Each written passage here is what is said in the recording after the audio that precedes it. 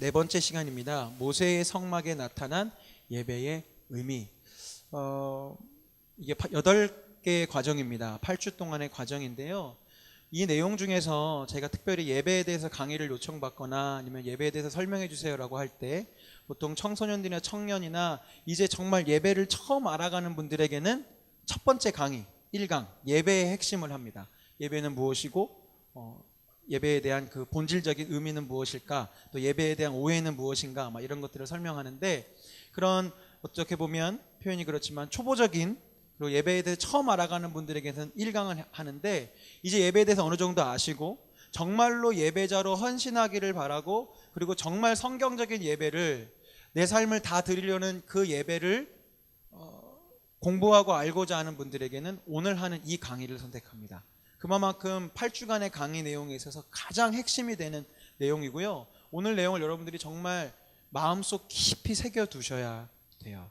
그래야 이제 앞으로 여러분이 드리는 모든 예배에 지금 제가 말씀드리는 이 성막의 구조를 대입해 가시면서 정말로 하나님이 원하시는 예배를 드릴 수 있습니다. 아멘? 들을 준비가 되셨죠? 오늘만큼은 절대로 조시면 안 되고요. 전주에도 졸진 않으셨지만 마음을, 정신을 바짝 차리셔서 정말로 하나님이 원하시는 예배자가 되셨으면 좋겠습니다.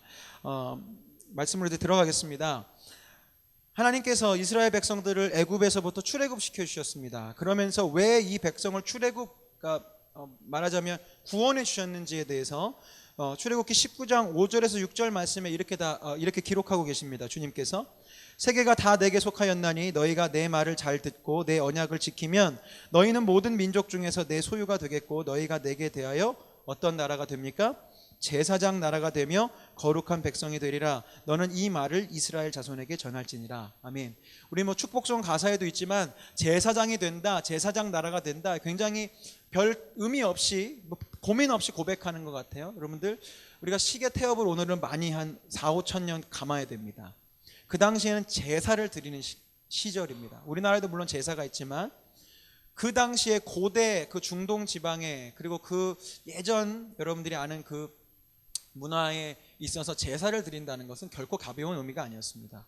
짐승을 바치든지 어떤 심한 문화권에서는 사람을 바치기도 하지요. 어떤 형식으로든 제물을 바치면서 자신이 섬기는 신에게 최선의 것을 하는 것이 어느 민족 여하하고 제사였습니다.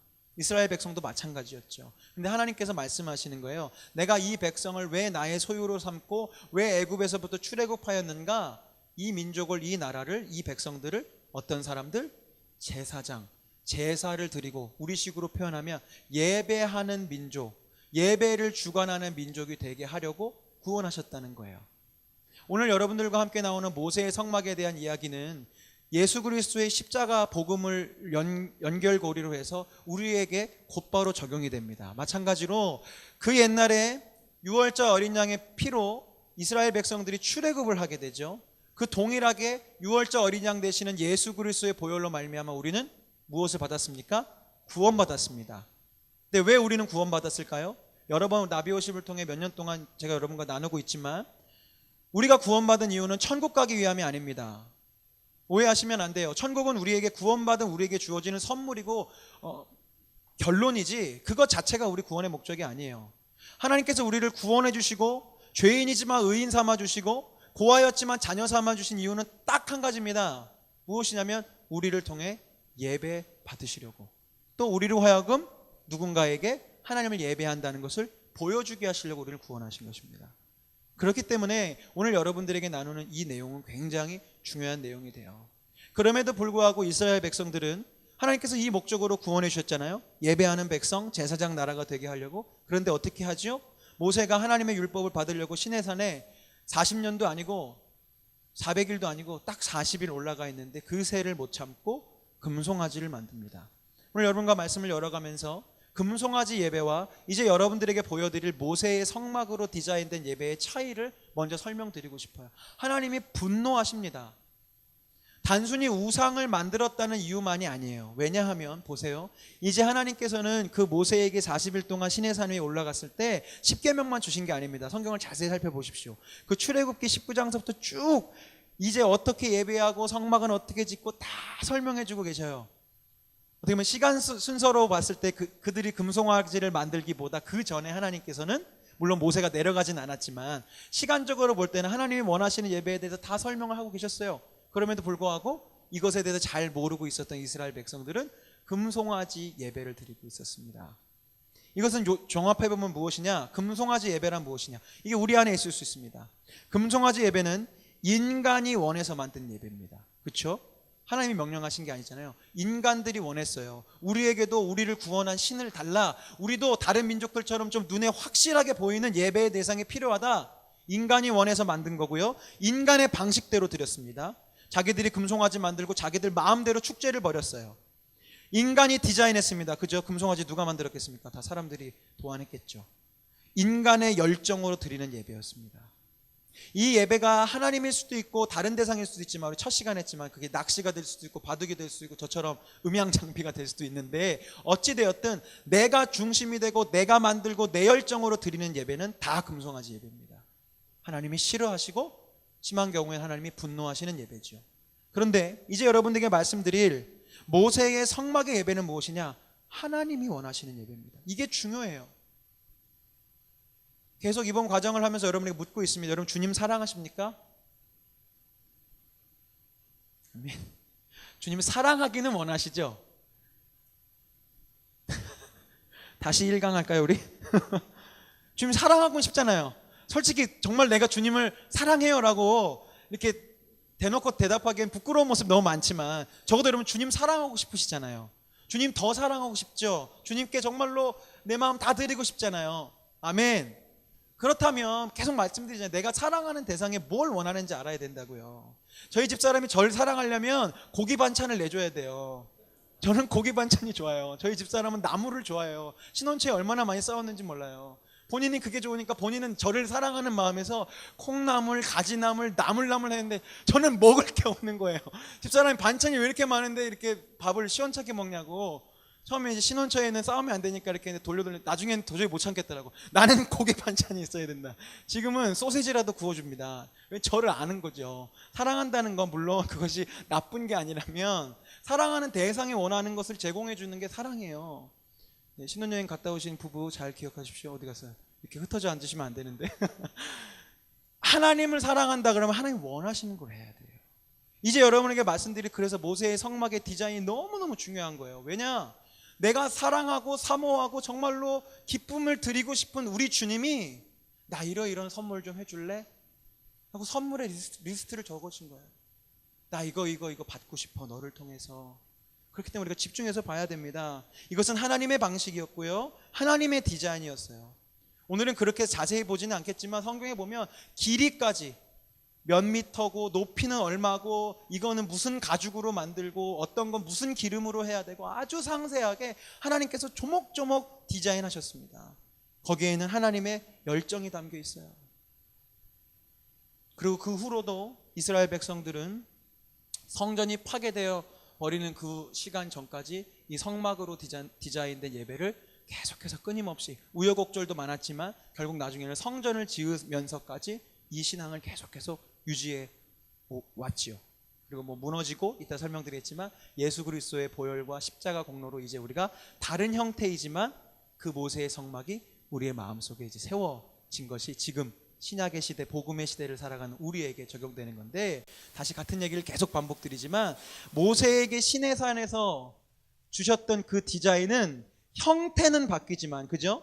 모세의 성막이 다윗의 장막이 되고 다윗의 장막이 솔로몬의 성전이 되고 성전이 몇 번의 과정을 거쳐서 헤롯 성전까지 오고 무너진 다음에 시간을 지나서 성령님으로 인해 우리 안에 마음의 성전에 이르렀지만 형태는 계속 바뀌었지만 그 정신은 변하지 않는다는 거예요. 자, 그래서 어떤 성막인지 한번 보여드리겠습니다. 첫 번째 그림이요. 네, 이게 오늘 우리가 살펴볼 성막의 기본적인 구조입니다. 제가 잠깐 설명을 드릴게요. 성막 문이 있고요. 문은 동쪽에 있습니다. 해가 뜨는 쪽에 있어요. 이따도 설명드렸지만 문이 몇 개입니까? 하나입니다. 담 넘어 들어가면 큰일 납니다. 네, 하나님이 벌하시거나 제사장들에게 맞을지도 몰라요. 담을 넘을 수 없어요. 넘을 만한 높이도 아니지만 문은 하나고요. 문을 지나면 번제단이 있습니다. 이제 이따 설명드리겠지만 이스라엘 제사는 다른 민족들의 제사와 비슷하게 짐승을 바치면서 제사를 드려요. 불로 태워서 드리죠. 번제단이 있어요. 불 화로가 있고 그 위에 노스로 만든, 말하자면 좀 조속한 표현이지만 그릴이 있는 거예요. 그릴. 아시겠죠? 고기를 구워야 되니까요. 그래서 그릴이 있고요. 그 앞에 물두멍이라고 큰 물을 담은 항아리보다 훨씬 크지만 그것이 있습니다. 그리고 그것이 지나가면 드디어 성소로 들어갑니다. 성막, 여기 뜰이라고 되어 있죠. 그러니까 번제단과 물두멍은 그냥 하늘이 있어요. 아무것도 없고 마당 같은 곳에 있는 것이고요. 그 다음 이제 하나의 휘장을 거치면 성소로 들어갑니다. 성소 안에는 떡상이 있고요. 금촛대가 있습니다. 뭐 등대라고도 하지만 금촛대가 있고요. 분향단, 향을 바치는 향단이 있고요. 그 다음 휘장이라고 적힌 곳을 지나면 오늘 찬양도 했지만 지성소가 있고요. 거기에는 하나님의 언약궤가 있습니다.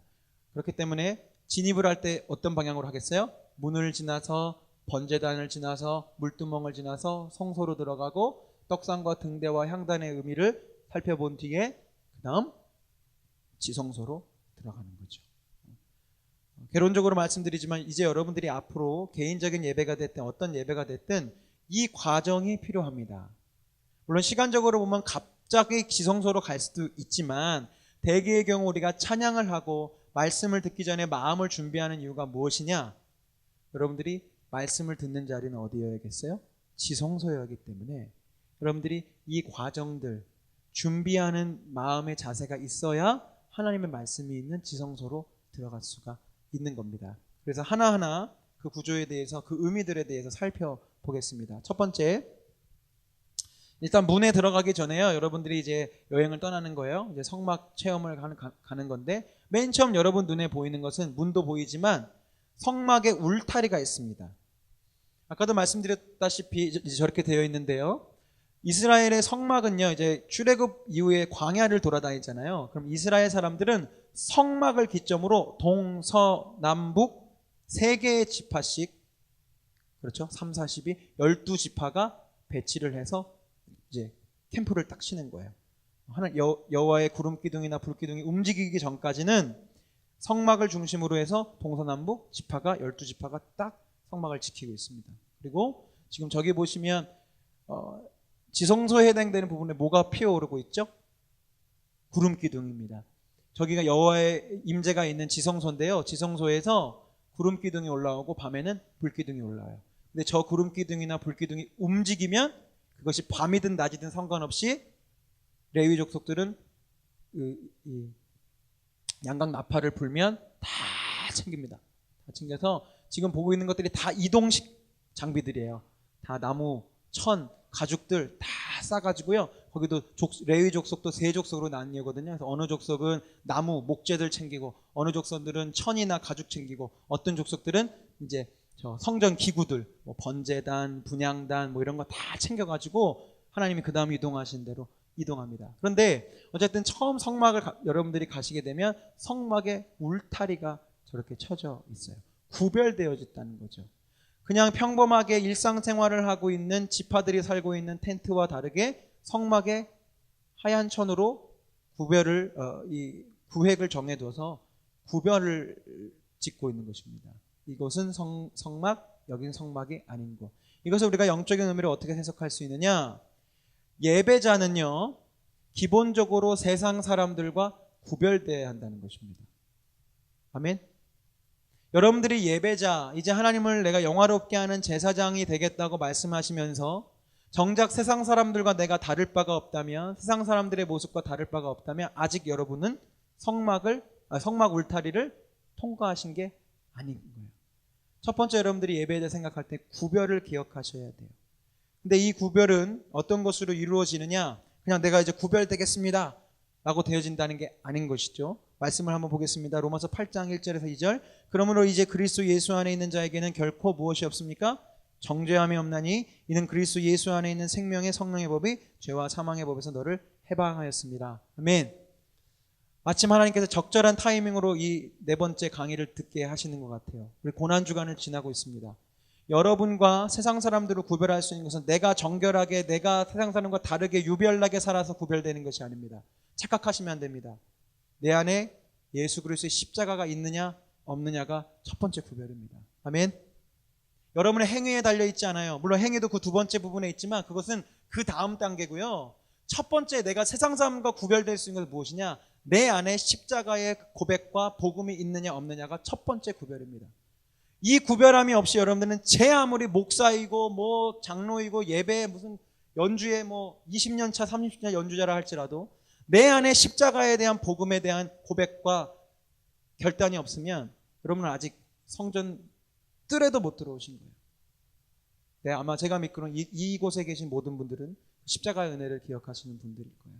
그 십자가 예수 그리스도의 의로 우리는 세상 사람들과 구별되었습니다.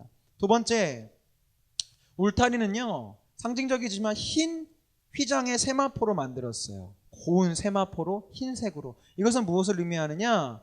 성도들의 깨끗한 의를 의미합니다. 성경 계시록에 이렇게 되어 있습니다. 그에게 빛나고 깨끗한 세마포 옷을 입도록 허락하셨으니 이 세마포 옷은 성도들의 옳은 행실이로다. 아멘. 우선 기본적으로는 우리의 행위가 아닌 예수 그리스도의 은혜와 십자가로 말미암아 우리는 세상 사람들과 구별되지만, 또한 그렇게 구별된 우리가 이제 하나님 안에서 복음 안에서 정결하고 성도로서의 합당한 옳은 행실을 행함으로써 우리는 점점 구별되기 시작하는 것이죠. 그래서 첫 번째 요소, 여러분들이 다시 한번 정리합니다.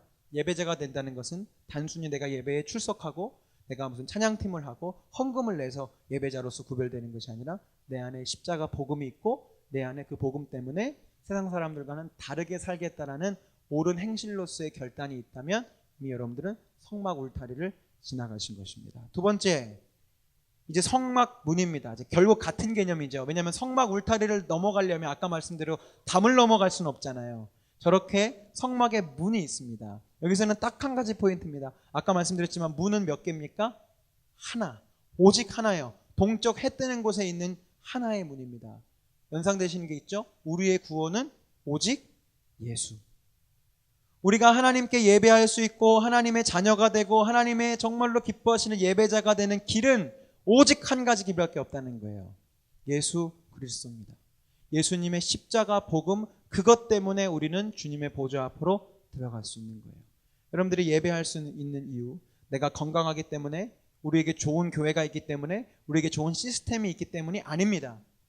우리가 이렇게 예배할 수 있는, 예배로 들어갈 수 있는 유일한 이유는 예수 그리스도예요. 같은 맥락이지만 그렇기 때문에 십자가 경험이 없고 예수 그리스도의 보혈에 대한 감격과 감사함이 없는 사람들은 어떻게 보면 진실된 예배로 아직 들어가지 못한 것이 될 수 있습니다. 그래서 계속 오늘 반복되는 단어인데, 예수님이 그래서 우리 예배함에 있어서 가장 중요한 요소가 될 수 있어요. 자, 이제 여러분들이 성막 문으로 들어오셨습니다. 그러면 세 번째 여러분들이 만나게 되신 것이 무엇이냐면 번제단입니다. 아까 말씀드린 대로 저렇게 틀을 만들어서요 제물을 태워드릴 수 있는 번제단이죠. 번제란 무슨 말이냐면 히브리어로 올라가다, 들려 올려가라다는 의미와 단이란 말은 동물을 죽이다 이라는 뜻이 있습니다. 문자 그대로 동물을 죽여서 그곳에 올려 불로 향기로 태워 올려드리는 곳이 번제단이죠. 그런데요, 우리 번제단의 의미는 이제 우리에게 무엇이냐? 이스라엘 사람들이 제사를 드릴 때는 아까 말씀드렸다시피 자신의 죄를 혹은 자신의 어떤 의미를 전가해요. 왜냐하면 내가 불에 태워질 수는 없잖아요.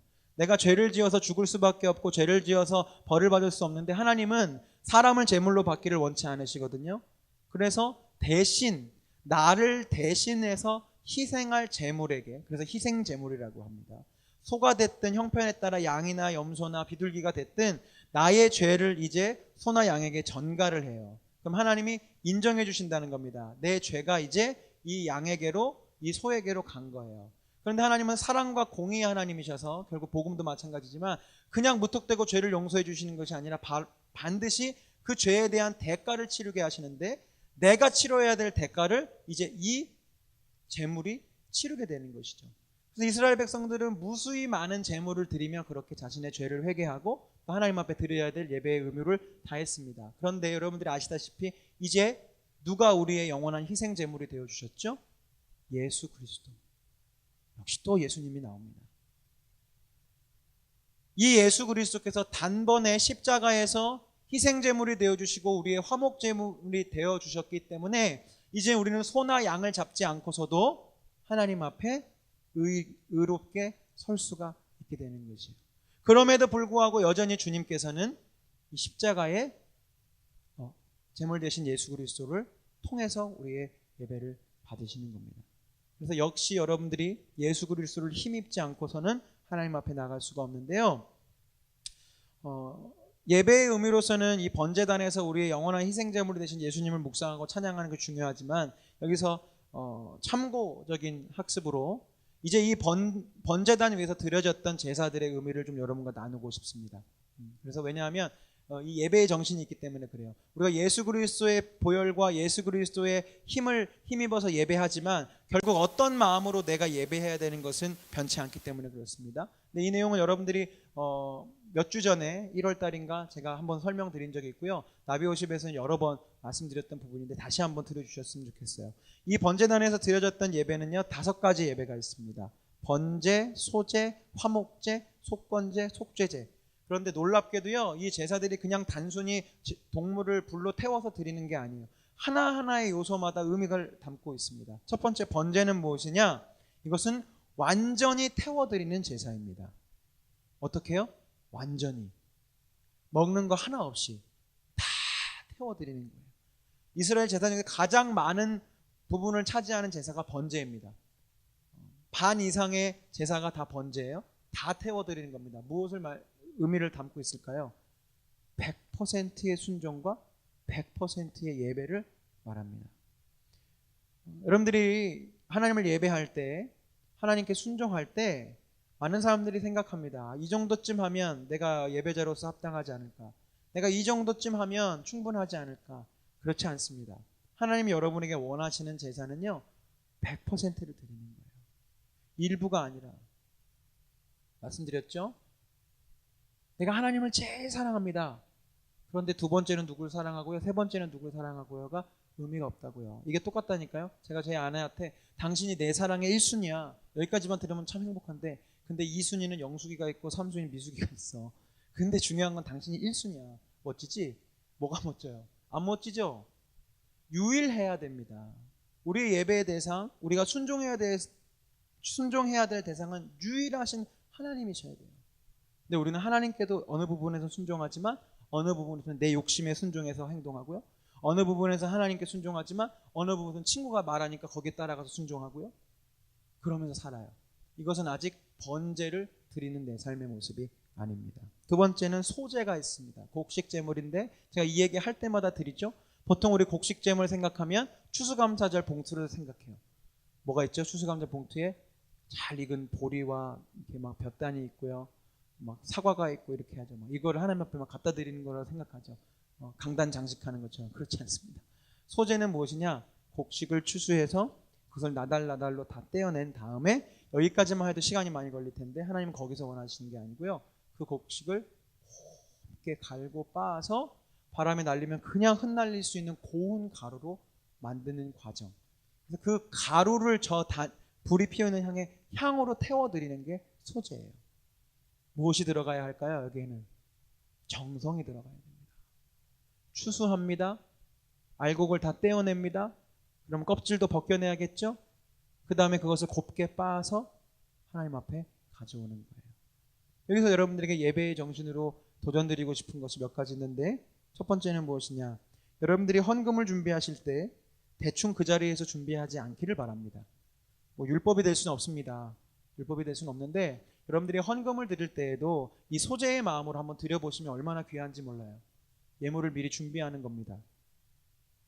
어떤 의미인지 아시겠죠? 곡식을 그냥 가는 길에 뜩 뜯어갖고 갖다 내는 게 아니잖아요. 미리 전에 추수해서 빻아서 곱게 갈아서 준비한 다음에 하나님 앞에 나오는 겁니다. 지금 말씀드렸잖아요. 하나님이 원하시는 거예요. 왜요? 라고 묻는다면 답은 하나밖에 없어요. 하나님이 원하시니까. 하나님은 솔직히 곡식을 직접 드시는 것도 아니고 어떻게 보면 하나님이 영이신데 좀 그냥 어차피 같은 곡식인데 그리고 어차피 하나님 만드신 창조물인데 대충 뜯어다가 갖다 드린다고 무슨 차이가 있겠어요. 곱게 빠느냐 안 빠느냐. 하나님께는 사실 큰 차이 없지만 주님이 우리에게 원하신다는 거예요. 그 곡식을 원하시는 게 아니고 우리의 정성을 원하신다는 거예요. 마찬가지예요. 하나님이 돈이 없습니까? 하나님 가난합니까? 하나님이 그 돈으로 뭐 실제로 뭘 구입하시는 게 뭐가 있습니까? 아니잖아요. 그러나 하나님은 우리가 헌금을 드리는 우리의 정성과 헌신과 믿음의 결단을 원하시는 거예요. 그렇기 때문에 여러분 헌금을 드릴 때도 소재의 마음을 기억해 주셨으면 좋겠고요. 우리 찬양팀도 마찬가지지만 이 중에서 예배에서 무언가를 섬기시는 분들도 마찬가지입니다. 마음의 준비 없이, 기도 없이 정성스럽게 준비된 연습과 견고하게 다듬어진 우리의 음악적인 어떤 그런 과정들 없이 늘 해왔으니까, 나 실력 있으니까, 나 매번 잘하니까, 별 준비 없이, 별 그런 노력 없이 대충대충 하는 거, 그런 마음도 우리 가운데 있을 수 있어요. 말씀드리는데 우리는 예수님의 은혜 이후에 살고 있어서 우리가 대충대충 예배드리고 대충 연주하고 늘 해왔던 대로 잘하니까 해도 별 문제가 없는 것 같지만 우리 입장에서는 별 문제 없죠. 그런데 하나님은 그런 예배를 별로 받아주고 싶지 않으신 거예요. 그래서 예배팀은 기도도 많이 해야 되고 준비도 많이 해야 되는 것입니다. 지금 우리가 이렇게 모여서 예배에 대해서 함께 공부하고 연구하는 이유도 마찬가지예요. 하나님은 우리가 준비된 예배자가 되길 원하세요. 물론 하나님 우리 있는 모습 그대로도 받아주시지만 그것은 우리를 자녀로서 기대하실 때이지 내가 예배자로 설 때에는 우리가 준비되기를 원하신단 말입니다. 그리고 세 번째, 여러분들 예배에 지각하거나 또 여러 가지 이유들로 예배에 빠지는 일들이 없기를 바랍니다. 결국 이것은 정성의 문제입니다. 우선순위의 문제이고요. 내가 밤새도록 친구들이랑 놀고 밤새도록 영화 보고 드라마 보고 피곤한 상태로 아침에 일어나서 늦게 예배 가는 것, 이런 예배의 정신이 없을 때는 하나님 나 예배 갔잖아요, 나 주일 지켰잖아요 라고 대들 수 있을지 몰라도 소재는 아닌 거예요. 정성이 없는 거예요. 그냥 나 하고 싶은 거 다 하다가 남는 시간에 조금 늦게 간 거죠. 그러나 여러분들이 하나님 앞에 진실로 예배하기 원한다면 예배 시간도 정성스럽게 지키셔야 됩니다. 사실 다 핑계죠.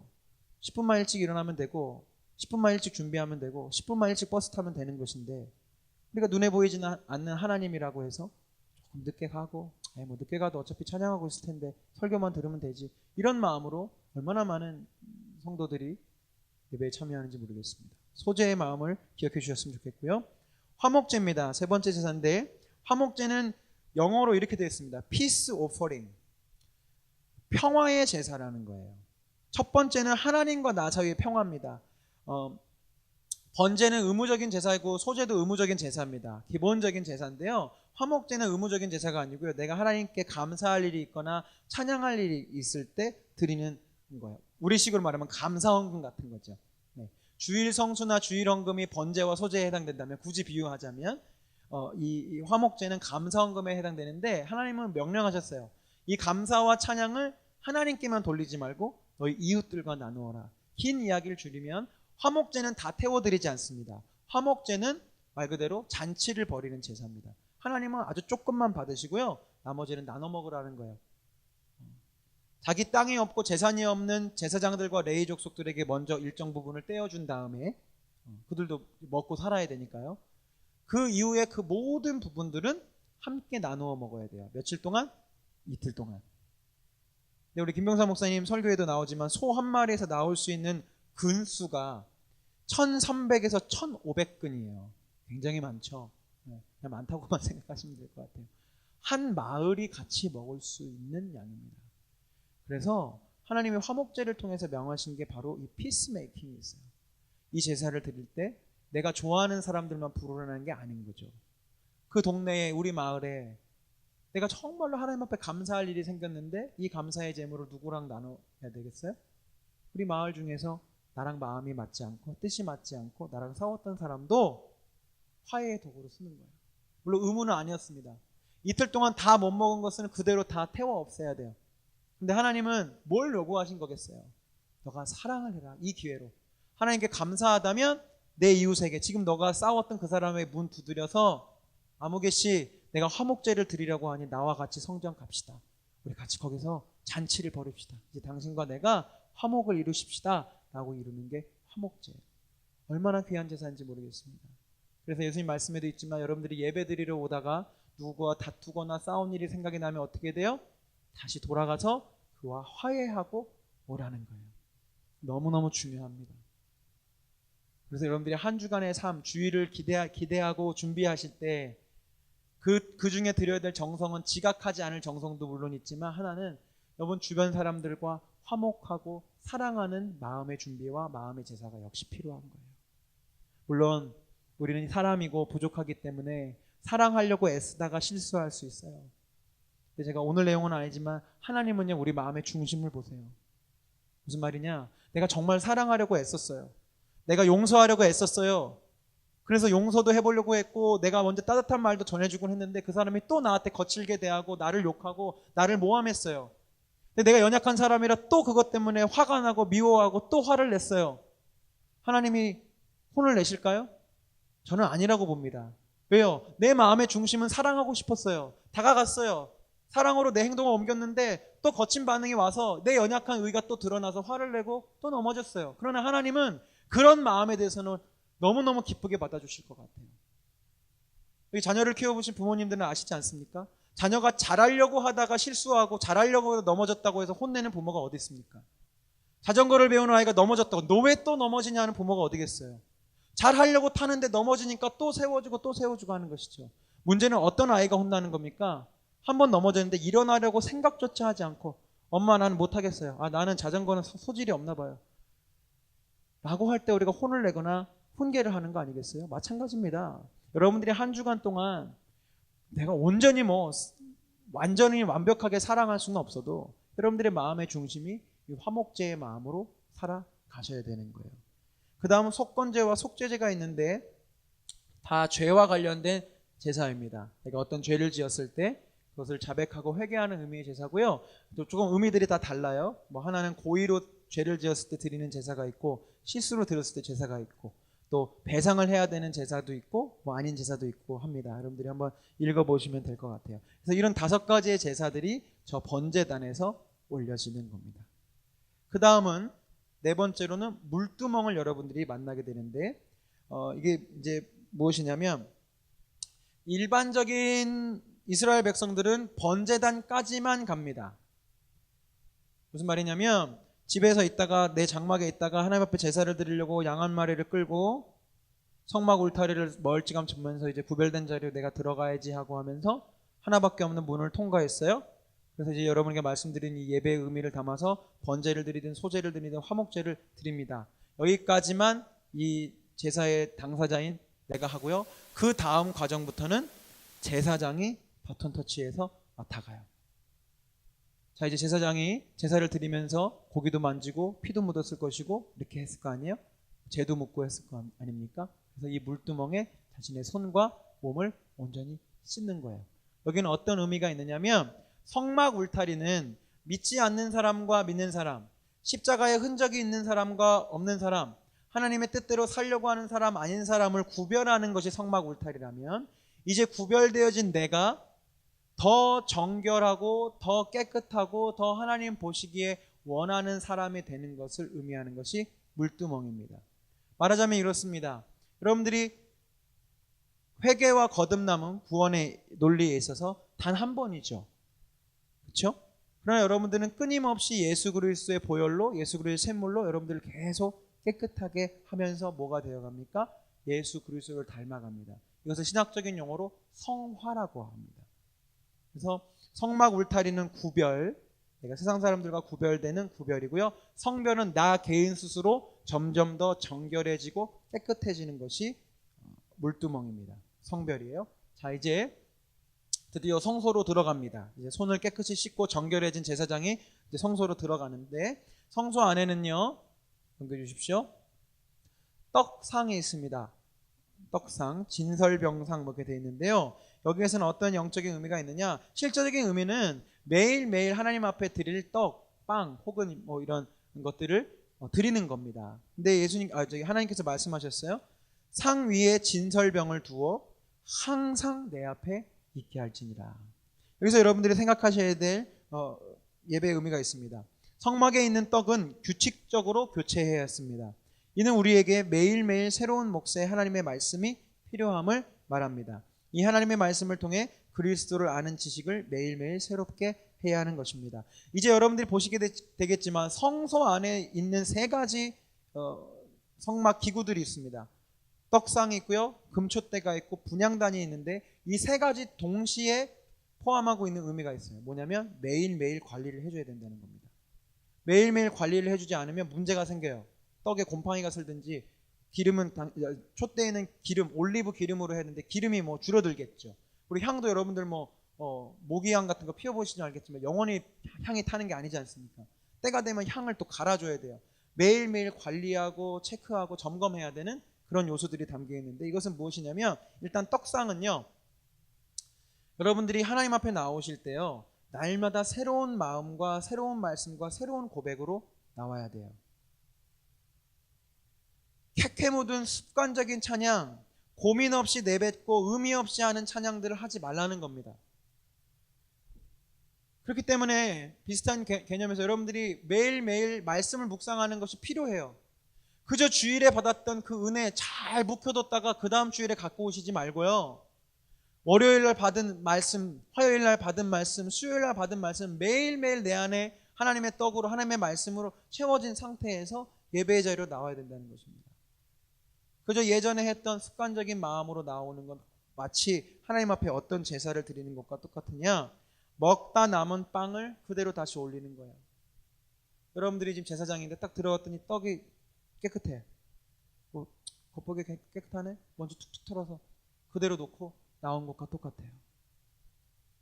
이것은 마치 식당에서 전 손님이 먹다 남은 반찬을 다시 내놓는 것과 똑같은 것과 같습니다. 근데 하나님 앞에 나오실 때, 그렇기 때문에 아까도 소재랑 다 같은 의미이지만 마음으로 준비하고 내가 어떤 지난 한 주간에 어떠한 나에게 주셨던 은혜가 있는지를 점검하시면서 지난 주랑 똑같은 찬양을 부른다 할지라도 내 안엔 새로운 고백으로 나아가셔야 돼요. 이것이 떡상을 드리는 예배자의 모습입니다. 두 번째는 그 다음 성소 안에 있는 두 번째 물건은 금촛대입니다. 이 금촛대는 금 하나를 두드려서 만들어서 진행되는데요, 성막에는 창문이 없습니다. 성막엔 창문이 없어요. 자연 채광이 전혀 들어올 수 없습니다. 그렇기 때문에 금촛대가 불이 꺼지면 성소 안에서는 아무것도 할 수 없는 거예요. 이것은 상징적으로 무엇을 의미하느냐? 아까 우리 성막 문과도 관련되어 있지만 여러분들이 하나님을 예배할 때 예수 그리스도의 빛과 예수 그리스도의 인도하심이 필요하다는 겁니다. 나 예배 드리는 거 잘 알아, 나 공부했어, 나 신학했어, 하나님 이렇게 예배하면 돼가 아니라는 거죠. 여러분들이 예배할 때 빛 대신 그리스도의 인도하심을 기대하시면서 나가셔야 돼요. 그러니까 여러분들이 예배 시간에 왔을 때 그냥 목사님 설교 들어야지, 이게 아닙니다. 목사님의 설교를 통해서, 우리가 함께 고백하는 찬양을 통해서 반드시 그 자리에 함께 계시는 예수 그리스도의 빛이 나를 인도할 것이라는 기대를 가지고 나가셔야 돼요. 아멘? 왜요? 하나님은 금촛대에서 빛을 마련해 주셨기 때문입니다. 또 두 번째, 여기는 같은 맥락에서 어떤 의미가 있느냐? 이 금촛대에 불이 붙어 있으려면 뭐가 있어야 된다 그랬어요? 기름이 있습니다. 물론 상징적인 해석이기도 하지만 여러분들이 예배하실 때 그렇기 때문에 영이신 하나님을 예배할 때 여러분 안에 성령의 기름 부으심이 충만해야 돼요. 종합하자면 금촛대를 통해서 우리가 묵상할 수 있는 것은 무엇이냐? 여러분들이 예배하실 때 예수님의 빛 대신 인도하심과 성령님의 기름 부으심을 기대하시면서 예배 자리로 나가셔야 된다는 겁니다. 그 다음 마지막, 성소에서의 마지막 물건인 분향단은 무엇이냐면, 분향단은 중보와 기도를 의미하는데 여기에는 구체적으로 세 가지 의미가 담겨져 있어요. 첫 번째는, 우선 분향단에서 드려지는 향은 철저하게 하나님만을 위한 것이었습니다. 말씀이 준비되어 있는지 모르겠지만 출애굽기 30장 37절에서 38절 말씀 준비됐나요? 네. 여러분들 읽어주시겠어요? 시작.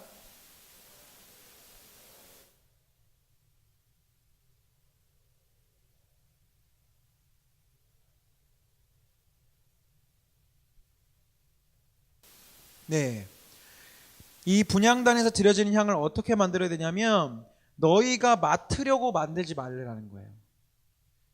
말씀드렸죠? 이건 하나님이 디자인하시고 하나님이 조목조목 말씀하고 계세요.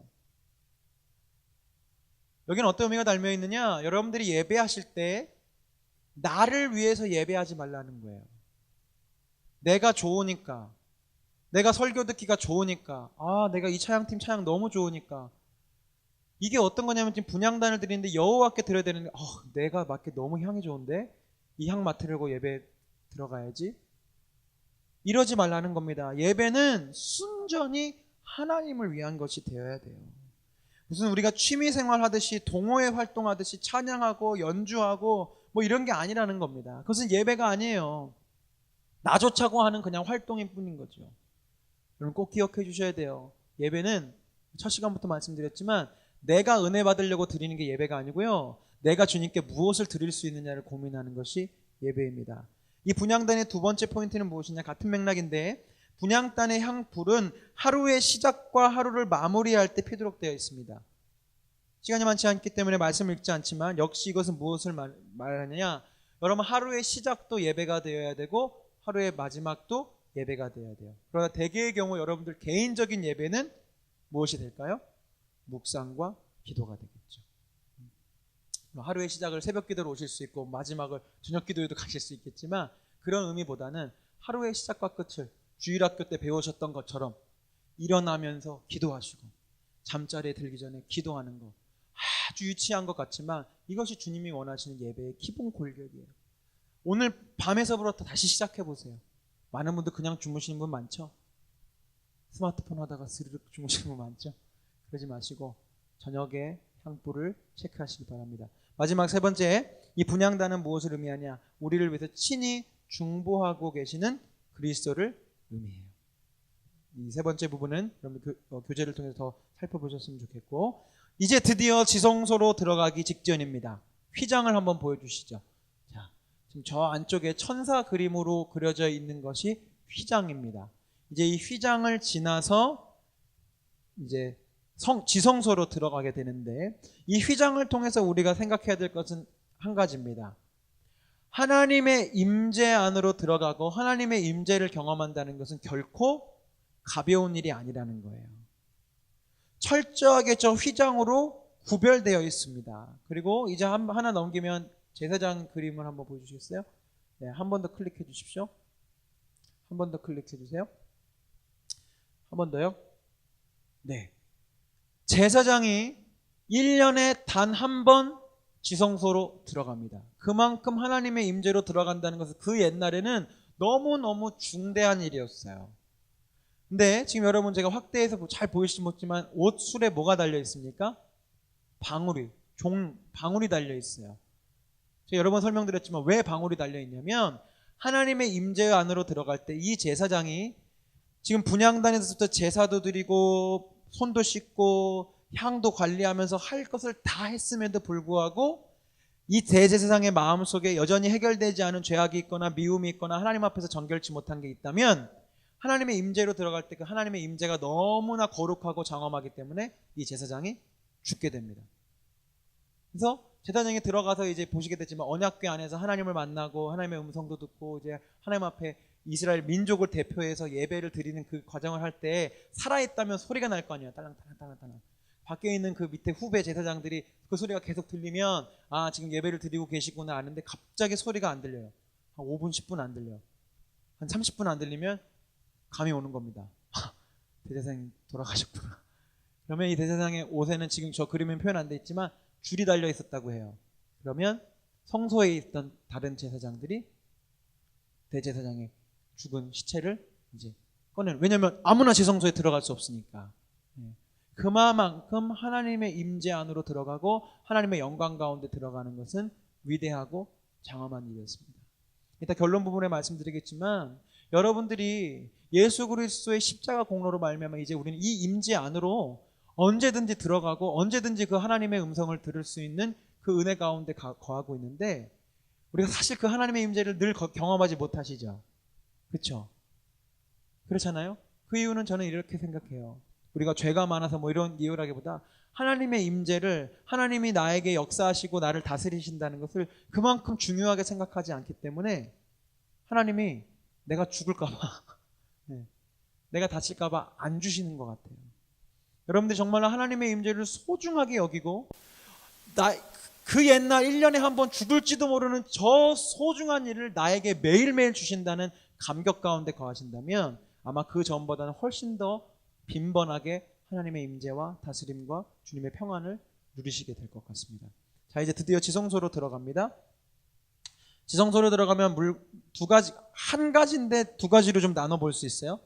들어가 보면 저렇게 전체가 언약궤인데요. 언약궤에는 저렇게 천사가 날개를 펴서 무언가를 덮고 있는, 말하자면 언약궤 뚜껑이 있습니다. 근데 저것을 뭐라고 표현하냐면 속죄소라고도 표현하고 뭐 시은소, 뭐 한글로는 여러 가지로 표현을 하는데, 이것은 무엇이냐면 덮는다, 가리운다라는 뜻을 갖고 있습니다. 아주 러프하게 얘기하자면 그냥 뚜껑이라고도 볼 수 있는데요. 이제 그 밑은 이제 법궤가 되는데, 저것은 하나님의 임재, 또 하나님의 성품 자체를 설명하는데, 하나님은 사랑과 공의의 하나님이십니다. 여러분들이 영원토록 잊지 않은 하나님이 어떤 분이냐, 이 두 가지를 늘 항상 같이 기억하셔야 돼요. 하나님은 사랑의 하나님만도 아니고요, 또 무서운 공의의 하나님만도 아니십니다. 이해하긴 힘들지만 우리 인간의 지식으로는 하나님은 사랑과 공의의 하나님이에요. 저 언약궤 안에는 하나님의 말씀의 법이 들어있습니다. 율법이 들어있습니다. 거긴 공의입니다. 하나님은 이렇게 하기를 원하시고 이런 법들을 세우시고 이런 규칙들을 세워주셨어요. 그런데 동시에 무엇을 허락하십니까?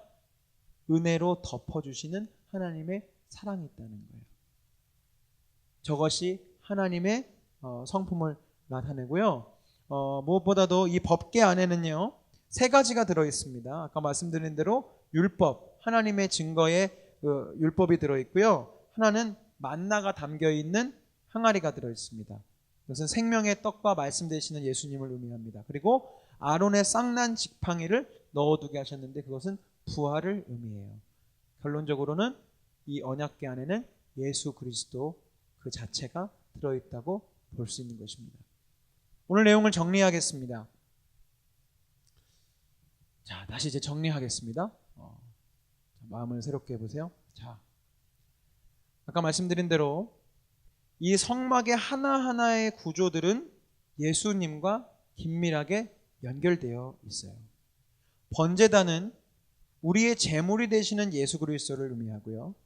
물두멍은요, 우리를 정결케 하고 우리가 점점 예수님을 닮아가게 하는데, 아까 말씀드린 대로 예수 그리스도가 내 안에서 샘물 되어 주시고 내 안에 성령의 강물이 되어 주셔서 우리는 날마다 예수님을 닮아갈 수 있습니다.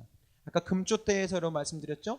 예수 그리스도께서는 예배함 가운데 우리의 인도자, 우리의 빛이 되어 주시고요. 떡상이 있었습니다. 우리를 위한 생명의 말씀이 되어 주시는 예수님. 그리고 분향단에서는 우리의 중보자가 되어 주시고 우리를 위해서 기도해 주시는 예수님을 생각할 수 있고요. 언약궤에서 우리를 덮어주시고 또 우리를 율법으로 가르쳐 주시는 예수님을 만나게 되어 있습니다. 그 다음 페이지 보여주십시오. 그래서 결론은 무엇이냐? 여러분들은요, 예수 그리스도를 통해서 예배하고요, 예수님을 통해서 정결케 되고요, 이 예배를 통해서 결국은 예수님을 만나게 되는 것입니다. 복잡하지만 쉽습니다. 예수 그리스도를 통해서 예배의 자리로 오고요, 예수 그리스도를 통해서 내가 정결해지고 예배자가 될 수 있는 거고요, 그래서 예배함을 통해서 결국은 다시 예수님을 만나게 되는 거예요. 예배팀 나와주시고요. 그래서 이 귀중한 은혜가 이제 여러분들에게 예수님의 은혜로 말미암아 거저 주어진 겁니다. 오늘 예배를 준비하면서 저희 예배팀하고 먼저 기도하면서 그런 마음을 나눴어요. 너무나 일상적이 되어져 버리는 우리의 예배. 제가 짧은 시간 동안 이 많은 내용을 설명하느라 빨리빨리 훑으며 지났지만 하나하나의 요소가 얼마나 중대한 의미를 담고 있는지 몰라요. 교제가 있으신 분들은 뭐 내일이 됐든 오늘이 됐든 다시 한번 이 내용을 이렇게 좀 복습하셨으면 좋겠어요. 하나님이 여러분들에게 디자인해 주신 겁니다. 이렇게 예배하라고. 근데 오랜 시간을 지나면서 하나님이 그렇게 디자인해 주신 것도 잘 못 지켜내는 거예요. 우리 사람들이 여호와의 율법도 잊어버리고 성전도 잃어버리고 뺏기고 다 부서지고, 그래서 하나님이 긴급 처방을 내리신 거예요. 너희에게 예수 그리스도, 유일하고 영원한 희생제물이 되신 예수 그리스도를 보내셔서, 여러분 기억하시죠? 이제 성금요일 되면 더 묵상하게 되실 텐데, 예수 그리스도 십자가에 달려서 다 이루었다라고 말씀하시고 운명하실 때 뭐가 찢어져요? 성소에 있었던 휘장이 위에서부터 아래까지 찢어집니다. 그래서 무엇을 상징하느냐? 이제 우리는 예수 그리스도의 피를 힘입어, 예수 그리스도의 십자가를 힘입어 과거에 그렇게 어렵게 들어갔던 하나님의 임재 안으로 단번에 들어갈 수 있게 된 거예요. 근데 우리가, 저를 포함해서 우리 모두가 이것을 하나님의 은혜인 줄로, 하나님의 선물인 줄로 모르고 살아서 하나님과 상관없는 삶들을 하루 종일 살아가면서 삽니다. 여러분들 마음속에 지금 성소가 세워져 있어요. 성막이 세워져 있어요. 그리고 이런 복잡한 과정 사실 하나 없이 여러분들이 기도하고 간구하고 여러분 정말로 간절히 갈망한다면 단번에 예수 그리스도라는 성막 문과 번제단과 모든 것들을 바바박 통과해서 곧바로 하나님의 임재 가운데로 우리가 들어가고, 그 임재라는 건 단순히 여러분들이 뭐 신비적으로 무언가를 막 경험하는 게 아니라 하나님의 평강이 여러분의 마음을 다스리고 그리스도의 말씀이 여러분들을 다스리고 하나님의 말씀과 사랑과 하나님의 그 온갖 좋은 것들이 나를 다스리기 시작하는 순간이 하나님의 임재인데, 여러분 상상해 보십시오. 그리고 그런 경험도 있으시지 않습니까? 하나님이 날 다스리면요, 상황은 하나도 바뀌지 않았는데 내 마음에 기쁨이 넘치고요, 나를 막 미워하고 있는데 그를 사랑하고 싶은 마음이 막 생겨요. 막 예뻐 보이고 나 스스로도 막 어색할 정도로 그런 은혜들이 임합니다. 여전히 나의 모든 상황들은 불안하고 어려운데 내 마음에 막 말할 수 없는 평강이 생겨요. 여러분 그것이 그리스도의 아니겠어요? 그것이 정말 주님이 원하시는 기도입니다. 이 시간 우리가 마지막으로 찬양할 텐데, 여러분 잘 아시는 찬양입니다. 예수 피를 힘입어라는 찬양할 거예요. 우리 찬양 고백하면서 제가 따로 기도하자고 뭐 이렇게 억지로 기도 인도하지 않겠습니다. 찬양하실 분 찬양하세요. 그리고 기도하실 분은 기도하세요. 조명 좀 꺼주셨으면 좋겠습니다. 단 말씀드렸죠? 먹다 남은 반찬처럼 찬양하지 마시고요, 오늘 여러분과 나눴던 이 하나님이 원하시는 이 예배의 마음을 품고 찬양하셨으면 좋겠어요.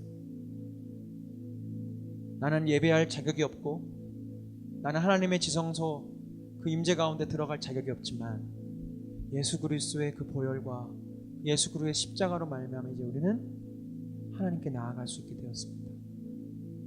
하나님의 임재를 경험할 수 있게 되었습니다. 다시 말씀드리지만 그 임재는 단순히 예배 가운데 큰 은혜를 받았다는 게 임재가 아니에요. 많은 사람들이 하나님의 임재를 오해합니다. 어느 집회에 갔더니, 어느 화요 모임 갔더니, 목요 모임 갔더니 하나님의 임재가 가득해. 거기는 하나님의 임재는 단순히 내가 예배 때 무슨 엄청난 은혜를 받은 것이 임재가 아니에요. 하나님의 임재는 주님이 날 다스리기 시작하는 것이 임재입니다. 그것을 사모하시면서 고백하시면서 하나님 앞에 찬양하겠습니다.